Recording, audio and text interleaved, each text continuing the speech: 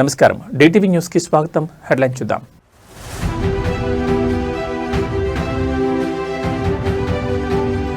తీరానికి 5 కిలోమీటర్ల వెడల్పున పచ్చని కవచం. పర్యావరణ పరిరక్షణపై పవన్ కళ్యాణ్ కీలక సమీక్ష.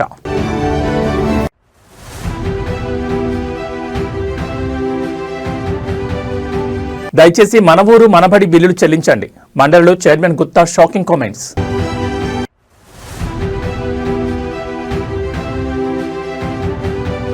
ఫాల్కన్ స్కామ్ కేసులో కీలక పరిణామం. ముంబైలో ఎండీ అమర్దీప్ అరెస్ట్.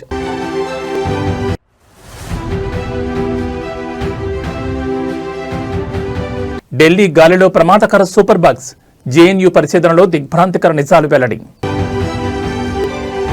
ఇక డీటెయిల్స్ చూస్తే, గ్రేట్ గ్రీన్ వాల్ ఆఫ్ ఆంధ్రప్రదేశ్ ప్రాజెక్టుపై సచివాలయంలో అధికారులతో ఉప ముఖ్యమంత్రి పవన్ కళ్యాణ్ సమీక్షా సమావేశం నిర్వహించారు. ఈ సందర్భంగా ఆయన మాట్లాడుతూ ఏపీలోని గ్రేట్ గ్రీన్ వాల్ను 2030 నాటికి రాష్ట్రంలోని 1034 కిలోమీటర్ల తీర ప్రాంతాల్లో 5 కిలోమీటర్ల వెడల్పు గల గ్రీన్ బెల్ట్ను సృష్టికి నిర్దేశించిన పర్యావరణ ప్రాజెక్టు అన్నారు. తుఫాన్లు, సముద్ర మట్టం పెరుగుదల, కోత నుంచి రక్షించడానికి జీవన పర్యావరణ కవచం దీని ద్వారా ఏర్పాటు చేస్తున్నట్లు డిప్యూటీ సీఎం పవన్ కళ్యాణ్ పేర్కొన్నారు. ఇక జీవ వైవిధ్యం, జీవనోపాధిని పెంచేలా ప్రాజెక్టు నిర్మిస్తున్నట్లు డిప్యూటీ సీఎం పవన్ తెలిపారు. ఆఫ్రికన్ గ్రేట్ గ్రీన్ వాల్ నుంచి ప్రేరణ పొంది మడాడవులు, సరుగుడు, ఇతర ఉప్పు తట్టుకునే చెట్ల తోటలపై దృష్టి పెట్టినట్లు వెల్లడించారు. ఈ సమావేశానికి అటవీ పర్యావరణ శాఖ ముఖ్య కార్యదర్శి Kantilal Dande, principal conservator of forest PB చలపతిరావుతో పాటు ఇతర ఉన్నతాధికారులు హాజరయ్యారు.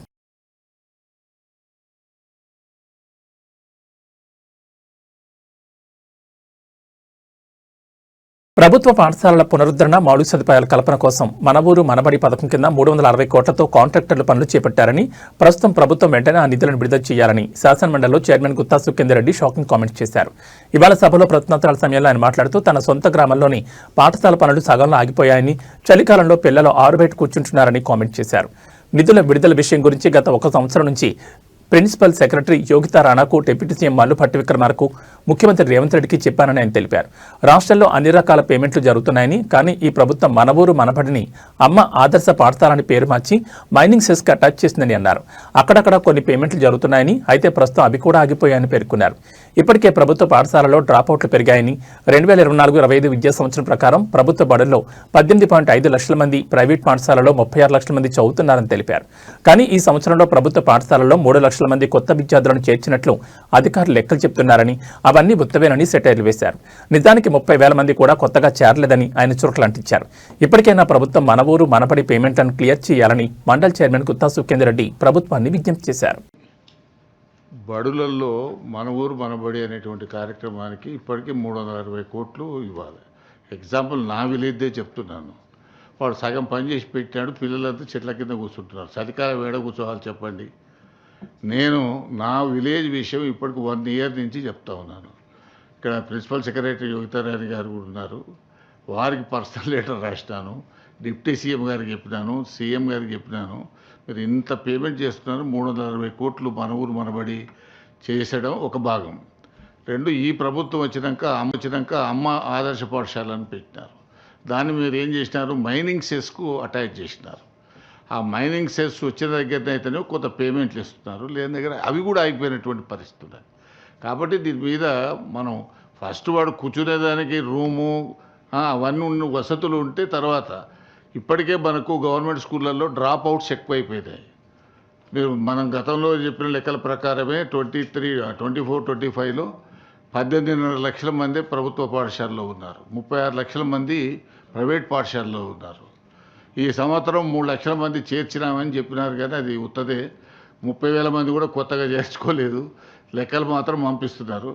దయచేసి ఈ మన ఊరు మనబడికి సంబంధించిన పేమెంట్స్ ఇవ్వండి. చిన్న చిన్న కాంట్రాక్టర్లు, ఎందుకనంటే విద్యా కమిటీ చైర్మన్ వాడు 3 ఏళ్ల కింద అప్పు తెచ్చి కడితే, మీకు చెప్తున్నాను, మా ఊరిలో 19 లక్షలు 20 లక్షలు బాకీ. వాడు బాధపడలేక నేను 5 లక్షలు ఇచ్చినాను వానికి. అదే నీ బిల్లు వచ్చిందని మళ్ళీ నాకు వాపసు తెచ్చియమని. ఇటువంటి పరిస్థితి ఉన్నది. రైతుల సమస్యలపై బీఆర్ఎస్ పోరాటం కొనసాగుతోంది. సోయాబీన్ పంటను కొనుగోలు చేయాలని డిమాండ్ చేస్తూ బీఆర్ఎస్ ఇచ్చిన పిలుపు మేరకు ఆదిలాబాద్ జిల్లాలో బంద్ కొనసాగుతోంది. ఈ బంద్కు అఖిలపక్ష రైతు ప్రజా సంఘాల నేతలు, వ్యాపార సంస్థలు మద్దతు ప్రకటించాయి. ఈ నేపథ్యంలో ఇవాళ తెల్లవారుజామున ఆర్టీసీ డిపో ముందు మాజీ మంత్రి చోకూరు రామన్నతో పాటు బీఆర్ఎస్ కార్యకర్తలు ఆందోళన చేపట్టారు. కేంద్ర రాష్ట్ర ప్రభుత్వాలు స్పందించి సోయాబీన్ పంటను కొనుగోలు చేయాలని బీఆర్ఎస్ నాయకులు నినాదాలు చేశారు. ఈ క్రమంలో అక్కడికి వచ్చిన పోలీసులు వారిని అడ్డుకున్నారు. దీంతో పోలీసులు బీఆర్ఎస్ నాయకుల మధ్య కాసేపు తోపులాట జరిగింది. కాగా డిపో ముందు బస్సులను అడ్డుకున్న చోకూరు రామన్న బీఆర్ఎస్ నాయకులను పోలీసులు అరెస్ట్ చేశారు. వారిని మావల పోలీస్ స్టేషన్కు తరలించారు.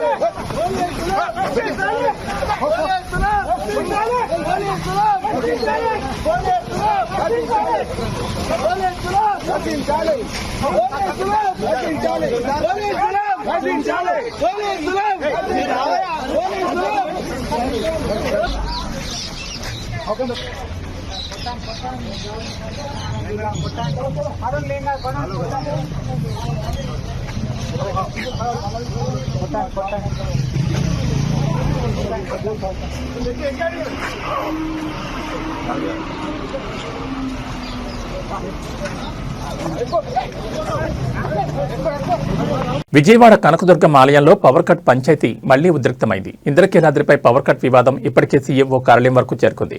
దుర్గగుడి ఈవో సీనా నాయక్పై దేవాదాయ కమిషనర్ రామచంద్ర మోహన్ ఆగ్రహం వ్యక్తం చేశారు. మొన్నటి వరకు విద్యుత్ అధికారులు వర్సెస్ ఆలయ అధికారుల మధ్య ఉన్న వివాదం ఇప్పుడు ఈవో వర్సెస్ కమిషనర్ మధ్య పంచాయతీగా మారిపోయింది. అయితే నూతన సంవత్సర శుభాకాంక్షల సందర్భంగా కూడా ఈవో దేవాదాయ కమిషనర్ మధ్య మాటల యుద్ధం జరిగింది. సోషల్ మీడియా కథనాల ద్వారా మాత్రమే పరిస్థితి తెలుసుకోవాల్సి వచ్చిందని ఈవోపై దేవాదాయ కమిషనర్ రామచంద్ర మోహన్ ఫైర్ అయ్యారు. సీఎంఓ కార్యాలయం నుంచి వివరణ అడుగుతున్నారని ఈవోకు కమిషనర్ తెలిపారు. వాళ్లకు నేనేం సమాధానం చెప్పాలంటూ ఈవోను దేవాదాయ కమిషనర్ ప్రశ్నించారు. ఇంద్రకీలాద్రిలో ఈ పవర్ వివాదం ఇంకా ఏ స్థాయికి చేరుతుందో ఇప్పుడు అందరికీ ఆసక్తికరంగా మారింది.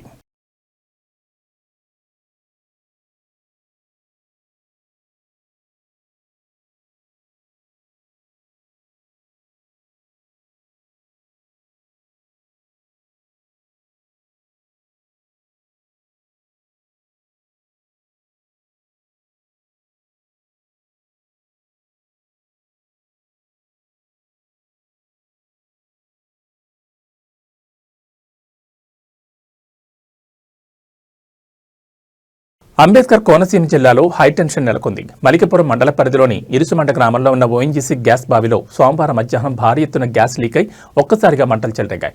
సుమారు 100 అడుగుల ఎత్తు వరకు మంటలు ఎగిసిపడుతుండటంతో స్థానికులు తీవ్ర భయాందోళనకు గురయ్యారు. అధికారుల సమాచారం ప్రకారం మోరీ 5 నెంబర్ బావిలో మరమ్మతులు చేస్తున్న సమయంలో ఒక్కసారిగా గ్యాస్ క్రూడ్ ఆయిల్ విపరీతమైన పీడనంతో పైకెగిజింది. దీన్నే సాంకేతికంగా బ్లోఅవుట్ అని పిలుస్తారు. గ్యాస్ లీకేజ్ వల్ల గాలిలో నిప్పురవ్వలు అంటుకుని భారీ అగ్ని ప్రమాదం సంభవించింది. ఈ బావిని ప్రైవేట్ సంస్థ డీప్ ఇండస్ట్రీస్ నిర్వహిస్తోంది. ప్రస్తుతం బావిలో సుమారు 40,000 క్యూబిక్ మీటర్ల గ్యాస్ నిల్వ ఉన్నట్లు అంచనా వేస్తున్నారు. ఈ గ్యాస్ ఒత్తిడి తగ్గే వరకు మంటలు నార్పడం అసాధ్యమని అధికారులు చెబుతున్నారు. మంటల తీవ్రతను తగ్గించేందుకు సమీపంలోని గోడవల్లి కాలువ నుంచి నీటిని మళ్లించేందుకు ఇంజన్లు ఏర్పాటు చేశారు. ఒకవేళ మధ్యాహ్నం లోపు మంటలు అదుపులోకి రాకపోతే బావిని శాశ్వతంగా మూసివేసే ప్రక్రియను చేపట్టాలని ఓఎన్జీసీ నిపుణులు భావిస్తున్నారు. రాజమండ్రి, నరసాపురం నుంచి నిపుణులు ఘటనా స్థలానికి చేరుకున్నారు. ప్రమాద తీవ్రత దృష్ట్యా ఇరుసుమండ గ్రామంతో పాటు చుట్టుపక్కల ఉన్న మరో 2 గ్రామాల ప్రజలను అధికారులు సురక్షిత ప్రాంతాలకు తరలించారు. లక్కవరం తదితర ప్రాంతాల్లోని కళ్యాణ మండపాల్లో వారికి వసతి కల్పించారు. ఇప్పటికే వందలాది కొబ్బరి చెట్లు అగ్నికి ఆహుతైన విషయం తెలిసిందే.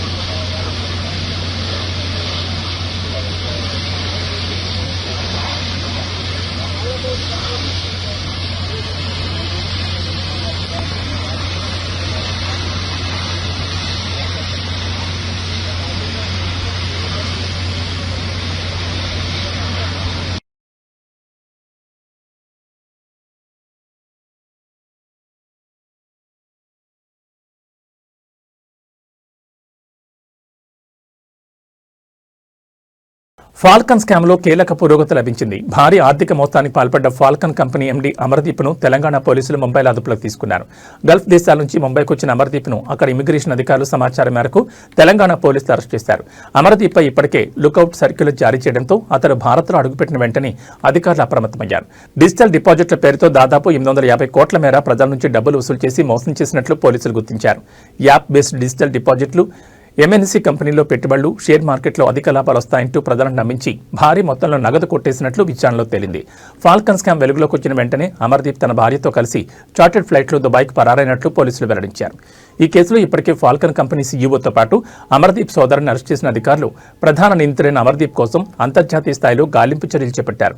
తాజాగా అమర్దీప్ను అదుపులోకి తీసుకోవడంతో కేసు విచారణ మరింత వేగవంతం కానుంది.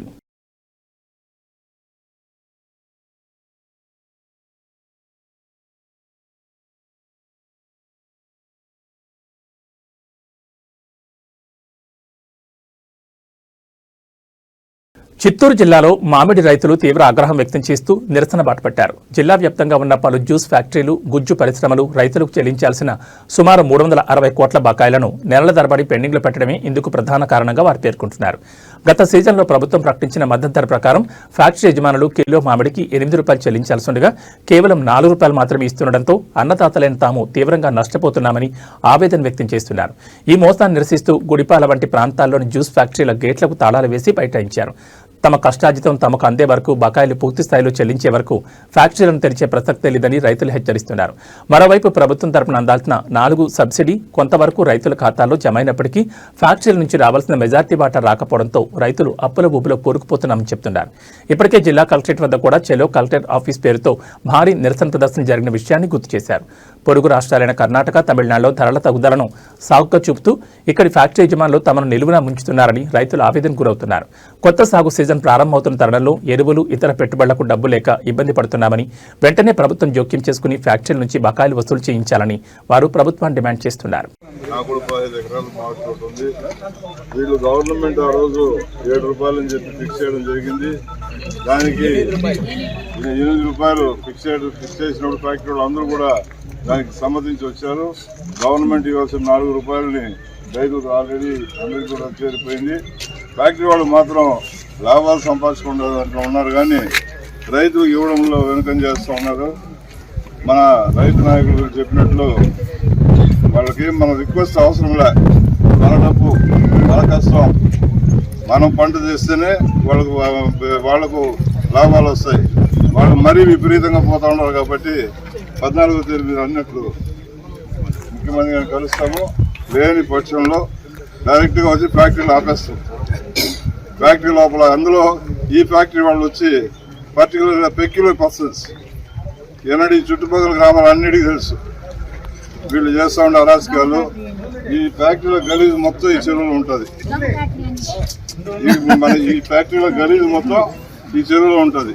దీన్ని ఈ నీళ్లు రైతులు తాగాల, ప్రజలు వాడుకోవాలా. కనీసం ఖర్చున్న ఇస్తామనేసి 12 రూపాయలు ఫిక్స్ చేసి ఇస్తామని చెప్పినారు. మళ్ళీ 2 రోజులు ఫ్యాక్టరీలు తెరవకుండా మళ్ళీ ముఖ్యమంత్రి 4 రూపాయలు మేము ఇస్తాము, 8 రూపాయలు మీరు ఇవ్వండి అనేది మాట్లాడుకొని అది రైతులకు తెలియదు. జరిగిన పరిస్థితిలో ఎవరైతే మనకు 12 రూపాయలు వస్తుంది కదా, రైతు తక్కువలో తక్కువ అంటాడు, తోలుదామని ఒక డెసిషన్కి వచ్చి సరే పోయినసారి 5 రూపాయలకి అమ్మినాము, 20 రూపాయలకి అమ్మినాము, ఈసారి 12 రూపాయలను వస్తే చాలే ఏదో ఖర్చులన్నా రాని అనే దీంతో పంట హార్వెస్టింగ్ చేసి అన్ని చేస్తే మళ్ళీ రకరకాలుగా ఎందుకు చేస్తారు ఈ సిండికేట్ అంటే రైతులు సిండికేట్ కాలేరా? ఈ విధంగా సిండికేట్లు అయ్యి ఇక్కడ కూడా ఏం జరిగిందంటే ఏదైతే ఇక్కడ మేనేజర్ గారు తురపు గారు ఉన్నారో కాసాకాడ మాతో చెప్పడం జరిగింది. ముఖ్యమంత్రి గారు రీజనబుల్ రేట్ ఫిక్స్ చేశారు, మాకు పర్వాలేదు, మేమంతా రేట్ ఇస్తామని చెప్పినారు. మళ్ళీ వారం తర్వాత వీళ్ళంతా సిండికేట్ అయ్యి ఇంతకుముందు ఇలాంటి పెద్ద ఫ్యాక్టరీలు ఒక లెవెల్గా జరుగుతూ ఉన్నాయి. ఇప్పుడు చిత్తూరు తూర్పు సైడు చిన్న చిన్న ఫ్యాక్టరీలు పెట్టేసి వాళ్ళు వీళ్ళు మేనేజ్ చేస్తున్నారు. మేనేజ్ చేస్తా లాస్ట్లో వీళ్ళ రేటు ఇష్టాన్ని తగ్గించుకుంటా వస్తా కృష్ణగిరిలో తగ్గిపోయింది, ఆడ తగ్గిపోయింది అనేసి. కృష్ణగిరిలో ఎందుకు తగ్గిపోతుంది? కృష్ణగిరిలో 13 ఫ్యాక్టరీలు ఉన్నాయి. ప్రతి సంవత్సరం కృష్ణగిరి వాళ్ళు 40-50 రూపాయలకి ఇక్కడి నుంచి కొనుక్కొని పోతారు. ర్యాంపులు పెట్టిందే కృష్ణగిరి వాళ్ళు చిత్తూరులో. మనకు ఎన్నోసార్లు ఈ ర్యాంపులు అంతా లేకపోతే మేము ఇంకా రేట్ ఇస్తామని చెప్తారు ఈ ఫ్యాక్టరీ వాళ్ళు. ఎప్పుడో రేట్లు ఎక్కువ ఉండేటప్పుడు ఇప్పుడు అదే కృష్ణగిరి సాకు చూపించి ఇక్కడ దోచుకుంటూ ఉన్నారు. ఇది మంచి పద్ధతి కాదు. ఏదైతే ఈసారి గవర్నమెంట్ మధ్య మార్గంగా రేటు ఫిక్స్ చేసిందో దాన్ని అమలు చేయాలి. దాంతో కూడా 6 నెలలు లేట్ చేసిన దానివల్ల ప్రతి సంవత్సరం. అనంతపురం జిల్లాలోని పెద్దపప్పూరు మండలం నామనంకపల్లిలో గ్రామ జాతర ఘనంగా జరుగుతోంది. ఈ జాతరకు పుర ప్రముఖులతో పాటు రాజకీయ ప్రముఖులు హాజరవుతున్నారు. వైసీపీ మాజీ ఎమ్మెల్యే కేతిరెడ్డి పెద్దారెడ్డి నామనంకపల్లిలో జరుగుతున్న గ్రామ జాతరకు హాజరయ్యేందుకు బయలుదేరారు. ఈ క్రమంలో ఆయనను జాతరకు వెళ్లడానికి పోలీసులు అభ్యంతరం తెలిపారు. అదే సమయంలో అక్కడకు జేసీ ప్రభాకర్ రెడ్డి, అస్మిత్ రెడ్డి జాతరకు వస్తున్నారనే సమాచారం ఉందని పోలీసులు పేర్కొన్నారు. ఇరువురు ఎదురుపడితే గ్రామంలో ఘర్షణ తలెత్తే అవకాశం ఉంటుందని భావిస్తున్నట్లు అంచనా వేశారని సమాచారం. ఈ క్రమంలో పెద్దారెడ్డిని పోలీసులు అడ్డుకున్నట్టు తెలుస్తోంది. అయితే దీనిపై వైసీపీ నాయకత్వం స్పందిస్తూ పోలీసులు అత్యుత్సాహాన్ని ప్రదర్శించారని ఆరోపించింది. జాతరకు హాజరయ్యేందుకు వెళితే అడ్డుకోవడం ఏంటని ప్రశ్నించింది. గతంలో కూడా పోలీసులు ఇదే విధంగా వ్యవహరించారని ఆగ్రహం వ్యక్తం చేసింది. కోర్టు ఆదేశాలున్నా వాటిని పోలీసులు పట్టించుకోవడం లేదని, జేసీ ఆదేశాలతో పదే పదే పెద్దారెడ్డిని అడ్డుకుంటున్నారని విమర్శించారు. ఇంకెంతకాలం ఇదే తీరు కొనసాగుతుందని నిలదీశారు. టెంపుల్ అయితే ఎప్పుడో సార్ వచ్చింది. అవన్నీ కాదు అయితే ఇప్పుడు సిచ్యువేషన్ వాళ్ళు రానియద్దు, నేను రాను. మీరు వచ్చారా వాళ్ళు కూడా కట్టే చేస్తారా? ఏంది ఆ చేతులు పట్టుకుంటే నీకేది ఎవరైనా చెప్పేది? నువ్వు బెదిరించా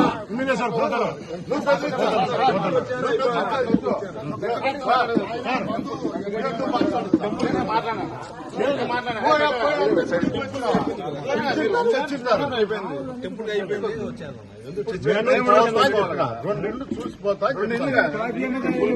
మీరు వేరే దానికి అందరికీ అదే ఉంది. అల్లో లేదు, వేరే దానికి లేదు. టెంపుల్ దర్శనం ఎవరు చెప్పినారు? అల్లో లేదు. నేనే చెప్తాను. పోలీస్ ఆఫీసర్ మీ ఆఫీసర్ మీ ఆఫీసర్ సిచ్యువేషన్ నేను కంట్రోల్ చేసుకోవాలి.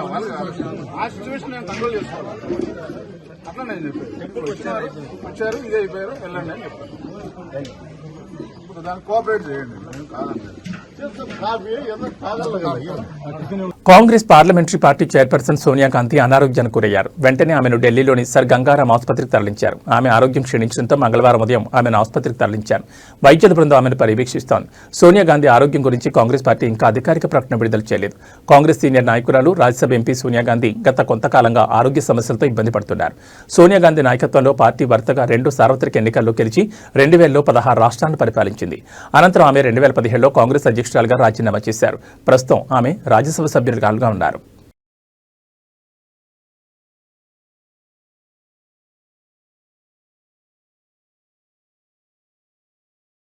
తిరుమల తిరుపతి దేవస్థానం బోర్డు పరకామణి చోరీ కేసులో నివేదికపై ఏపీ హైకోర్టు అసంతృప్తిని వ్యక్తం చేసింది. పరకామణి చోరీ కేసు నేపథ్యంలో అలాంటివి జరగకుండా మెరుగైన ప్రత్యామ్నాయ విధానాలపై నివేదిక ఇవ్వాలని గతంలో న్యాయస్థానం ఆదేశాలిచ్చింది. నిన్న హైకోర్టుకు నివేదిక ఇచ్చిన టీటీడీ ప్రత్యామ్నాయ విధానాలను సరిగ్గా నివేదికలో పేర్కొనలేదని న్యాయమూర్తి పేర్కొన్నారు. పరకామణిలో భక్తుల కానుకలు పక్కదారి పట్టడం సహించలేమని కోర్టు తేల్చి చెప్పింది. ఇక టీటీడీ పరకామణి చోరీ కేసులో నిందితులతో అప్పటి పోలీసుల పాత్ర ఏంటని ఏపీ హైకోర్టు ప్రశ్నించింది. అయితే కొందరు పోలీసులు నిందితులతో చేతులు కలిపారని న్యాయస్థానానికి ప్రభుత్వం తరపు లాయర్ తెలిపారు. వారిపై శాఖాపరమైన చర్యలు తీసుకోవాలని హైకోర్టు ఆదేశాలు జారీ చేసింది. ఇక ఆదాయానికి మించిన ఆస్తులు పరిశీలించాలని సిఐడిని ఆదేశించింది. అలాగే భక్తుల మనోభావాలను కాపాడాల్సిన బాధ్యత టీటీడీపై ఉందని ఏపీ హైకోర్టు తెలిపింది. ఈవోతో చర్చించి మరోసారి తెలుపుతామని న్యాయస్థానానికి టీటీడీ స్టాండింగ్ కౌన్సిల్ చెప్పింది. కోర్టు ఏదైనా ఆదేశాలు ఇస్తే అమలు చేస్తామని టీటీడీ పేర్కొంది. సలహాలు సూచనలు తెలపకుండా ఏం ఆర్డర్ ఇస్తామని న్యాయస్థానం ప్రశ్నించింది. దీంతో తదుపరి విచారణను ఎల్లుండికి వాయిదా వేస్తున్నట్లు చెప్పారు.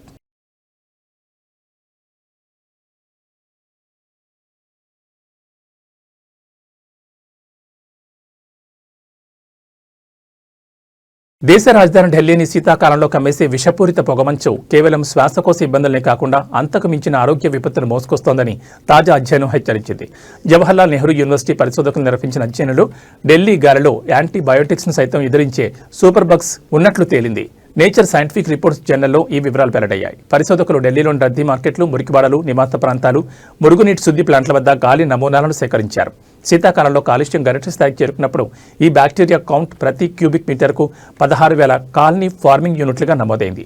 ఇది ప్రపంచ ఆరోగ్య సంస్థ సూచించిన సురక్షిత పరిమితి కంటే 16 రెట్లు ఎక్కువ. వర్షాకాలంలో వర్షాల వల్ల ఈ ప్రభావం కొంత తగ్గినప్పటికీ శీతాకాలంలో తక్కువ ఉష్ణోగ్రత, తేమ కారణంగా ఈ సూక్ష్మజీవులు గాలిలో ఎక్కువ కాలం జీవిస్తున్నాయి. గాలిలో గుర్తించిన బ్యాక్టీరియాలు అధిక భాగం స్టెఫిలోకాకస్ రకానికి చెందినవి. ఇవి సాధారణంగా చర్మ వ్యాధులు, న్యూమోనియా, రక్తంలో ఇన్ఫెక్షన్లకు కారణమవుతాయి. వీటిలో 73% బ్యాక్టీరియా బహుళ యాంటీబయోటిక్స్ ను తట్టుకునే సామర్థ్యాన్ని కలిగి ఉండడం ఆందోళనకరం. ప్రాణాధారమైన మెథిసిలిన్ వంటి మందులను కూడా ఇవి లొంగడం లేదని MECA అనే జన్యు ఉనికి ద్వారా శాస్త్రవేత్తలు ధృవీకరించారు.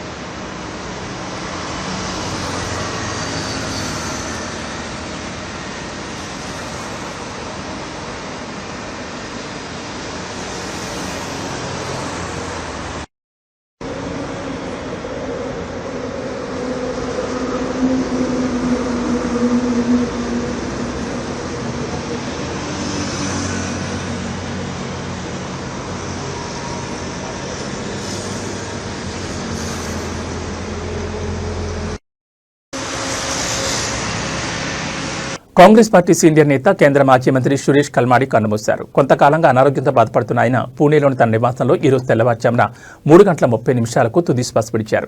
కుటుంబ సభ్యుల సమాచారం ప్రకారం ఇవాళ మధ్యాహ్నం 2 గంటల వరకు ఎరండవాణిలోని కల్మాడి హౌజ్లో ఆయన భౌతికాయాన్ని ప్రజల సందర్శనార్థం ఉంచుతారు. అనంతరం సాయంత్రం 3:30 గంటలకు పూణేలోని వైకుంఠ శ్మశాన వాటికలో అంత్యక్రియలు నిర్వహించనున్నారు. కల్మాడి మృతి పట్ల పలువురు పార్టీ నేతలు సంతాపం వ్యక్తం చేస్తున్నారు. భారత వాయుసేనలో పైలట్గా తన కెరీర్ను ప్రారంభించిన సురేష్ కల్మాడి ఆ తర్వాత రాజకీయాలకు పెట్టి తనదైన ముద్ర వేశారు. పూణే నుంచి పలుమార్లు లోక్సభకు ప్రాతినిధ్యం వహించి కేంద్ర రైల్వే శాఖ సహాయ మంత్రిగాను బాధ్యతలు నిర్వర్తించారు. ఒక దశలో పూణే రాజకీయాల్లో అత్యంత శక్తివంతమైన నేతగా, కింగ్ మేకర్గా ఆయనకు పేరుండేది. రాజకీయాలతో పాటు క్రీడా రంగంలోనూ కల్మాడి కీలక పాత్ర పోషించారు. భారత ఒలింపిక్ సంఘం అధ్యక్షుడిగా సుదీర్ఘకాలం పనిచేశారు. ఆయన నేతృత్వంలోనే 2010లో ఢిల్లీలో కామన్వెల్త్ క్రీడలు జరిగాయి. ఈ క్రీడలు ఆయనకు మంచి గుర్తింపు తెచ్చినప్పటికీ ఆ తర్వాత కొన్ని వివాదాలు ఆయన రాజకీయ జీవితంపై ప్రభావం చూపాయి.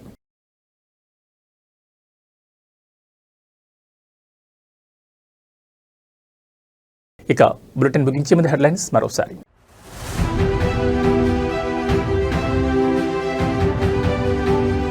తీరానికి 5 కిలోమీటర్ల వెడల్పున పచ్చని కవచం, పర్యావరణ పరిరక్షణపై పవన్ కళ్యాణ్ కీలక సమీక్ష.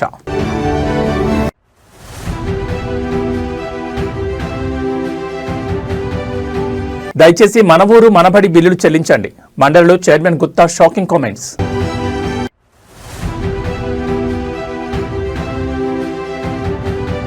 ఫాల్కన్ స్కామ్ కేసులో కీలక పరిణామం, ముంబైలో ఎండీ అమర్దీప్ అరెస్ట్.